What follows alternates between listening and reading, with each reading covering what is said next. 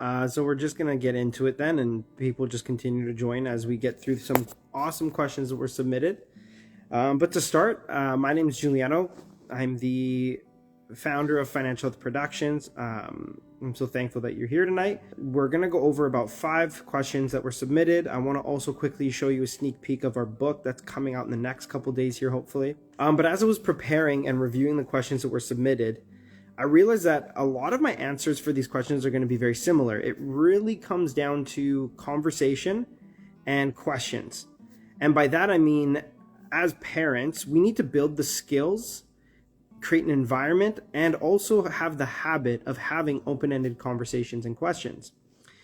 Me personally, that was very hard for me, but my career at the bank really developed my conversation skills.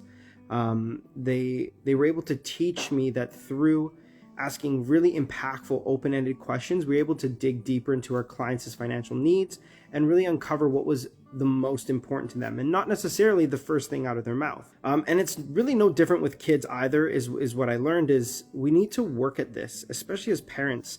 Financial education is not passive. It's going to take work. Now, I really hate that word passive. Even passive income is a lie. Dave Ramsey actually says it really well. If you've ever owned a rental property, people refer to that as passive income. It's not. If you've ever worked with a renter, it's a lot of work. Even if you have a rental company, you still have to do a lot of work to maintain that. So my point is that raising money smart kids is not passive. It's going to take work, which is why I deeply appreciate that you're here tonight and that you have a desire to teach the next generation smart money habits. And so, yeah, as I was saying, teaching money skills happens through conversation. As a dad, I'm personally always thankful when my son Hudson, just being my oldest, I have the most conversation with him. When he comes to me and he's like, hey, can we talk about something? It took a lot of effort to get to that point. It used to be me really pulling at him to want to talk and have a conversation or ask him questions.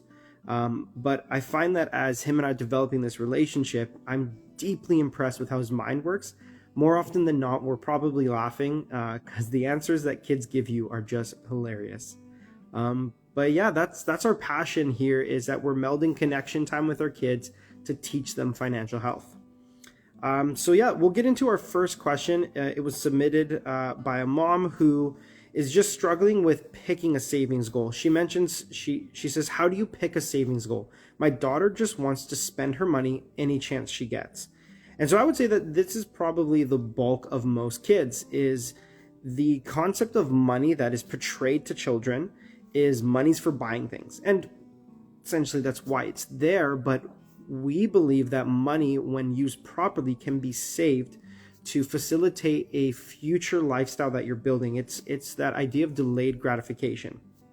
Whereas kids, they have no concept of delayed gratification. They want it now. And so that's definitely the skill that we're trying to build when we say, let's set a savings goal. And so my answer to this parent, so how do you pick a savings goal with a child that just wants to spend?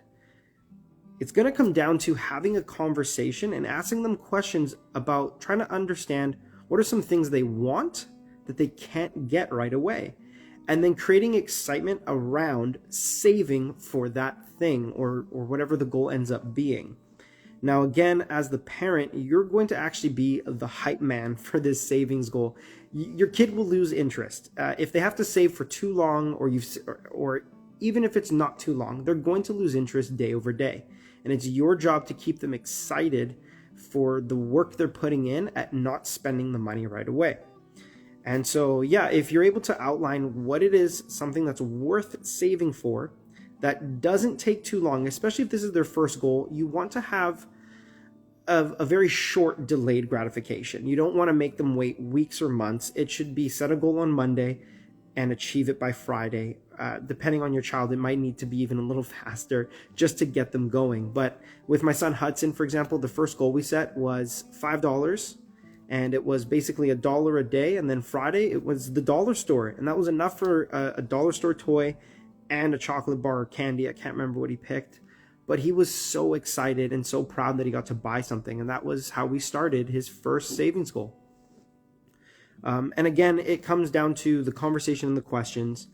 And as you develop this skill of setting goals, keep asking deeper questions. Remind them of how they answered them in the past as well. We'll move on to the next question. A lot of these are based around savings, obviously. But this next one is interesting. It's our daughter will save up, and she'll save up for expensive toys, but she's overplaying with them after a month. And I want to encourage her to have bigger goals to save for.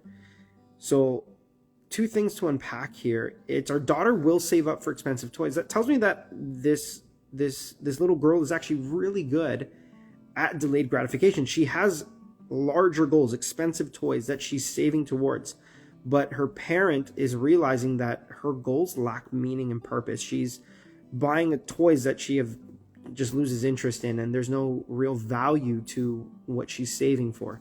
And so her question is, how do I encourage her to save for a bigger goal? Now, when I read this question, I thought more of along the lines of like, how do I encourage her to save for something more meaningful? And so my advice for this is, instead of actually two separate things that you can try here.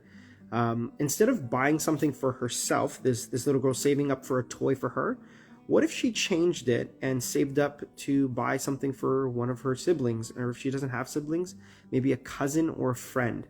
This is a great way to pair in the lesson of generosity, a key financial principle that really isn't talked or taught about very often. As a Christian, it's definitely key in our faith to be generous with our finances, as well as also tithe. But with young kids, there's not many opportunities for them to practice generosity.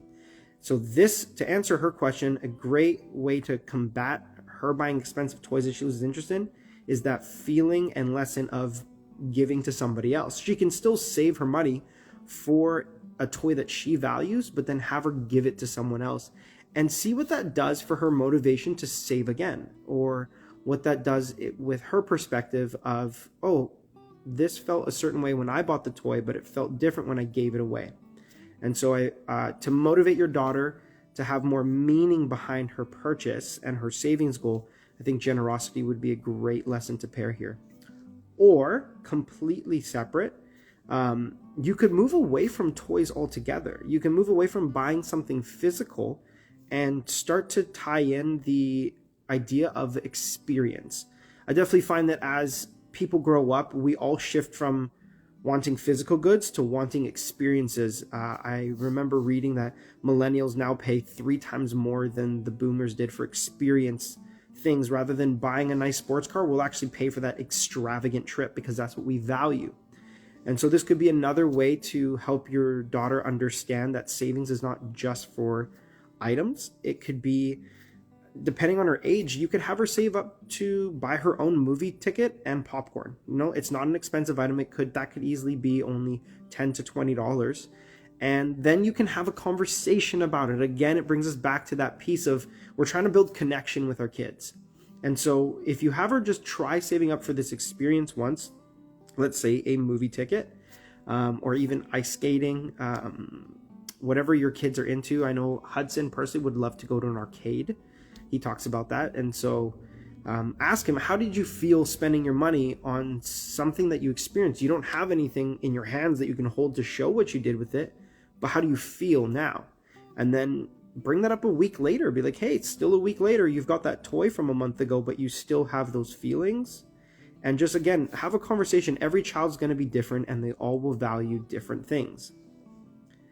Third question is, what do you do after your child achieves their savings goal? So again, thinking about this question, trying to understand the context behind it, the way I read it was, maybe you've gone through a couple savings goals. Your child saved up, they've been rewarded. They saved up, they've been rewarded. What do you do? And so my advice here is, you don't always have to go bigger. You don't have to always go longer. You don't have to set the goal higher. Children are not internally motivated, and always pushing them to just keep excelling or keep setting the goal higher and higher, it can be exhausting. Even for us as adults, we take breaks. You may have a workout goal or a diet goal, but after a month or a couple, you almost have like a cheat day because you're like, I've been working really hard, and it's hard to keep going unless I have a reward. And so, for example, with my son Hudson, he saved up $400 to buy a Nintendo Switch. A massive goal for a 6-year-old, by the way, but it took about 7 months, and his birthday and Christmas definitely helped. But after he finished that goal, we set a smaller goal of $100 because he already wanted additional games.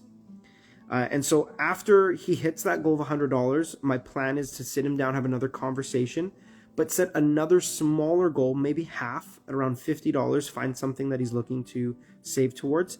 And that way he can remind himself of the gratification that does come with savings. And it's not always so stretched out and so long. Kids forget things really easily, and especially the feeling of how something felt. And so I personally am going to be reminding Hudson by setting smaller goals. And then after, like I said, we go from 400, 100 to 50, I'm going to have a conversation about maybe setting another goal that stretches his ability to save. It'll really be up to him what he decides to save for. But yeah, that concept of savings doesn't always have to be farther and longer in order for them to develop a habit of savings. The next question I got from a parent was, what do you do when your child wants to stop saving for their goal, or they change the thing they want to save for? So depending on the context here, I'm all for it. Children grow so quickly. Even I was away recently in California for 3 days, and by the time I came back, all my kids had new habits. They all said something different. My daughter Haven, who's a 1.5 years now, I'm noticing the most change in her. And if you miss 3 days in the toddler's life, like, they might have 6 new words that they know. So I'm all for adapting your savings goal depending on how long you've set your goal for. Now, what I mean by I'm on board depending on the context here is, so for example, going back to Hudson, he is saving up for a new Nintendo game. But on our way out from church on Sunday, he saw that they were having kids camp and he wants to go. And I told him, I go, yeah, like, we have to find out when it is and how much it costs. And when I said that, he goes, oh, well, why don't I save up for it then? And I'm not going to make Hudson pay to go to our church's camp. But I used it as a conversation starter. So I didn't tell him that at the time. But I sat down with him and asked him, so why do you want to change from your original goal? Like, you're saving up for $100 for a new game. And we found out that church camp is only 60, so it's actually a smaller goal.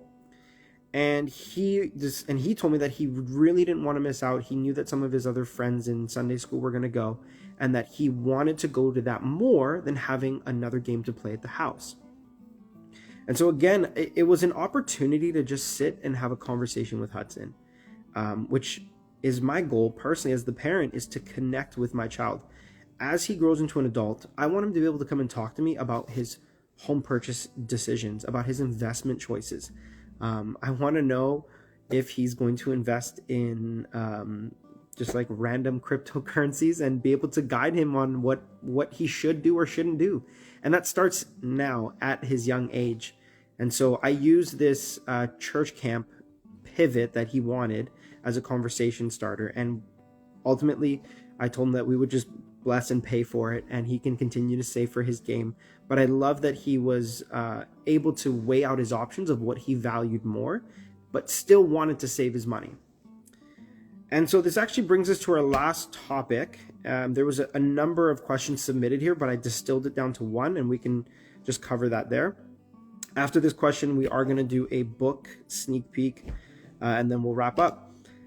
So this last topic can be quite controversial for a lot of people, and it's allowances. On my channel, on my Instagram page, I think the most questions or opinions I've had is on allowances. Some people are very pro allowance, and some people are very against an allowance. And so the question that I got here was, I never got an allowance as a child, and as an adult, I'm currently not on board, and I don't believe in paying my child to complete chores. So there's a few barriers that I want to break down with this, but I want to take a stance here. Allowances are one of the best tools that we can use to teach our kids about money. Without having an allowance, they have almost no way of handling money. I didn't grow up with an allowance, and that's not a knock on my parents, but I didn't handle money until I was a lot older. And just the idea of holding on to it or spending it on something, I never got to know. And so I believe that allowance is a great way to arm your kids with something to use. It's kind of like going in battle without a shield, and then one day you get sent in with one. You're not going to know how to use it when it's time to use it.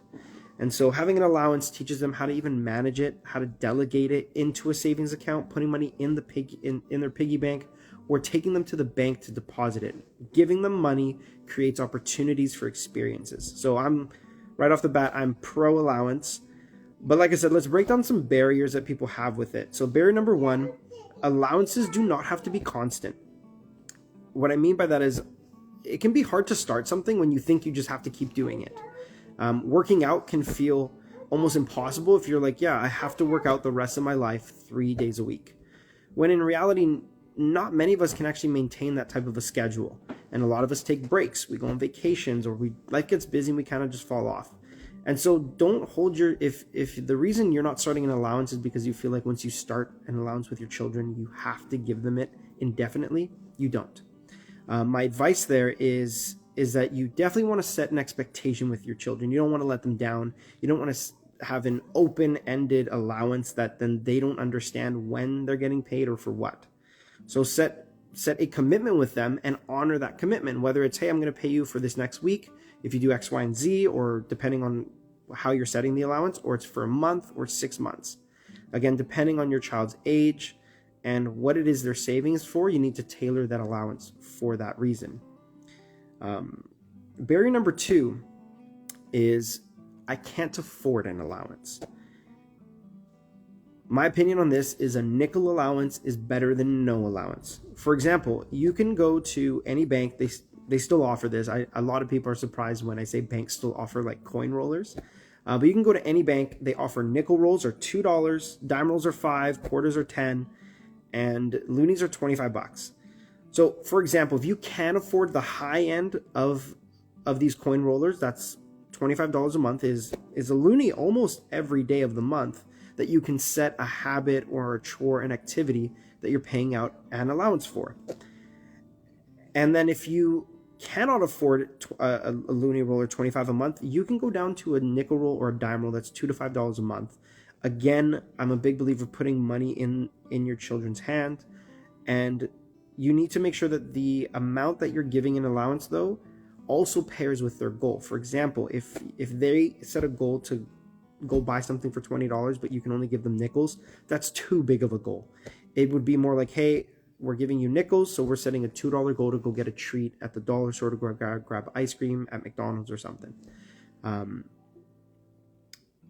But my challenge to you as parents, or my challenge would be, for the sake of your children's financial health,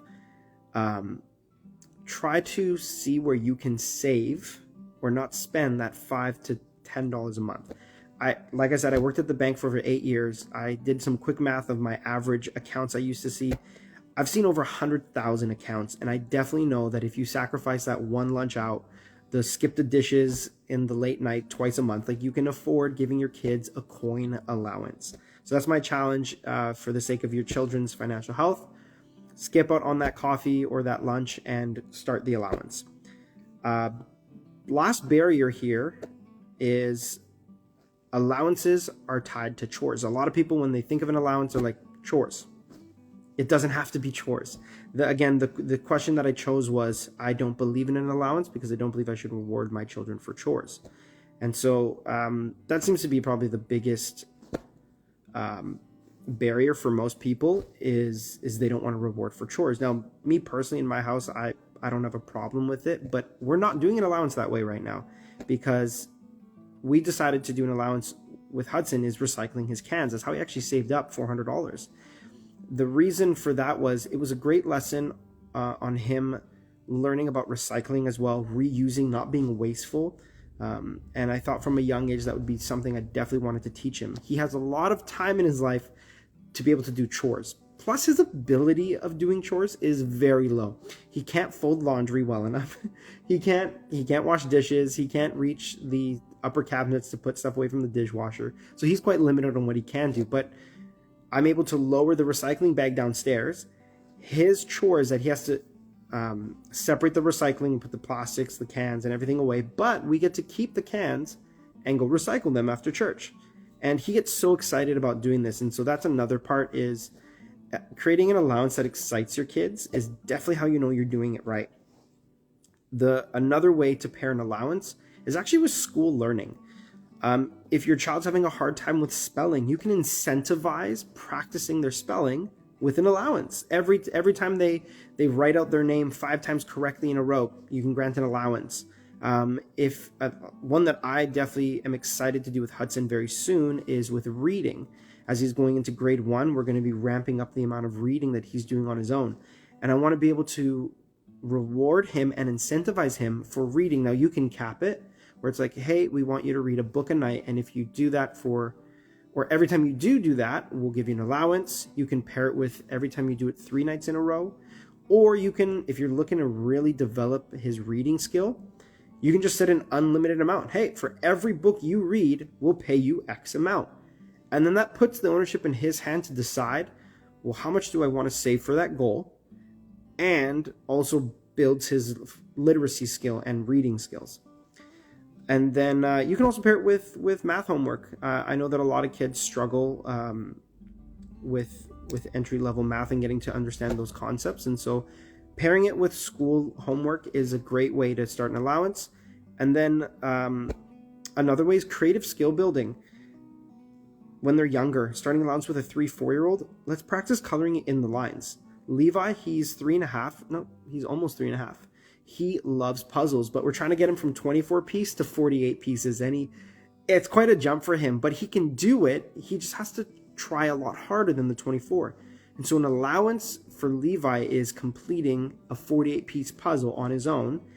And we're teaching him there that also hard work pays off. It's not just about the outcome of achieving this puzzle, because he tends to want to do the 24 pieces because he knows he'll just get it done. But we're trying to build that skill of being intentional and working hard at something, even if it feels harder. And so pairing an allowance with creative skill building is another way to combat the allowance for chores. And then personally, another thing that I've noticed, I grew up playing instruments my whole life. I've been playing a number of instruments for my church for over 15 years, but I'm noticing a lot less kids these days are being put into musical lesson in theory. And so I'm a huge advocate for putting your kids into, whether it's piano, guitar, vocal, violin, drums, whatever it is, it's great for their brain development. And so although I loved it, I hated practicing. And so again, an allowance for every time that they practice, or maybe extend the level of practice that they needed to do, is another great way to build a creative skill. And then lastly, super passionate about physical health as well, not just financial, but shockingly, over 15 million kids are categorized as obese in North America. And so pairing an allowance to motivate your kids to get some physical exercise is another great way to get away from a chore allowance. And so if you've got a bike, you've got a scooter or a trampoline, or even just getting some vitamin D in their bodies, get them outside and get them moving a bit. And if they spend X amount of time, or however you want to work that, that's another way to pair an allowance. And so that does bring us to the end of our 5 questions that were submitted. I'm really thankful for everyone who did submit questions. It was a lot of fun to review them and come up with essentially like the best possible advice I could give everyone. And so excitingly, we'll move on to the very end here before I wrap it up, and it's a sneak peek of our book. And so that brings us to Sammy Saves and Spends. Now this actually is our old version. We had some formatting issues where we didn't get all of the image here. We ended up updating the entire book. We increased it by 10 pages. Added a whole bunch more support material for parents. I just want to show you guys. This was one of our, we also did updates to illustrations. So this was one of our, this was the last page of the story for kids, but the context of the story and how it ends didn't match the illustration. And so we ended up spending an additional 6 months refining and rebuilding this. And we ended up also getting the formatting correct. And so this is our final version of Sammy Saves and Spends. Some bullet points, acorn bullet points on the back to make sure parents quickly realize the value that this brings to their family. And like I mentioned, we were able to update some illustrations as well that match the story. So kids compare what they're reading to what they're seeing as well. We also got a little basket Sammy's working on that says giving, a sneak peek to another financial lesson we definitely want to cover more in the future. And so, yeah, just thank you everyone for being on this call. Again, if you found this valuable, continue to send me messages, continue to ask me questions. That's why I'm here. That's why my family's here. It's to support your families with financial health.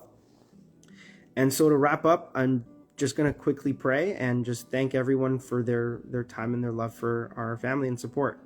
And so, God, I just pray that you bless everyone, all of our followers, with financial peace, and that you would just move in our lives and be with us and help us make wise financial choices. Amen. Thanks, everyone. Have a good night.